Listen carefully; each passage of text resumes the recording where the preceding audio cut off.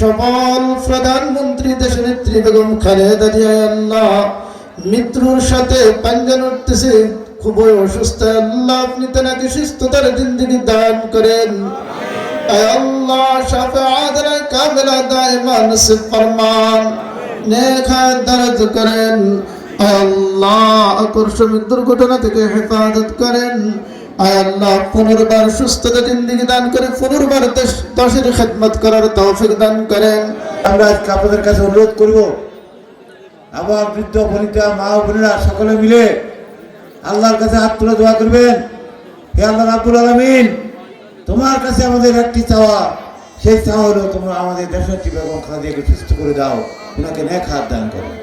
আমরা আল্লাহর কাছে দোয়া করি, আল্লাহ তুমি আমাদের এই এলাকার মানুষ এবং আমাদের মা বোনদের এই যে ইচ্ছা, আগামী দানের শীষকে ভোট দেওয়ার যে ইচ্ছা, আল্লাহ আপনার সেই ইচ্ছাটাকে কবুল করেন। যখন আমরা মৃত্যুবরণ করব, যখন হাসরের দিন আসবে, সেই দিন আমাদেরকে প্রত্যেককে কিন্তু আমরা আল্লাহর কাছে জবাবদিহি করতে হবে।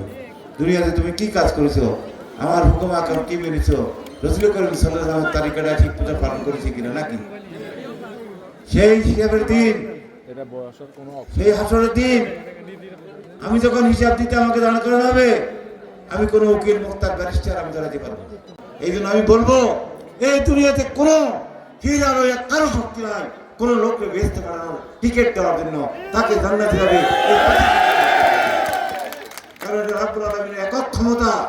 বেগম খালেদা জিয়ার সুস্থতার জন্য, বাংলাদেশের স্বাধীনতা সার্বভৌমত্বের জন্য বেগম খালেদা জিয়ার সুস্থতা আজকে জরুরি নাকি? বেগম খালেদা জিয়ার সুস্থতার জন্য কায়মনা বাক্যে আজকে পরম করুণাময়ের কাছে আমরা দোয়া করব।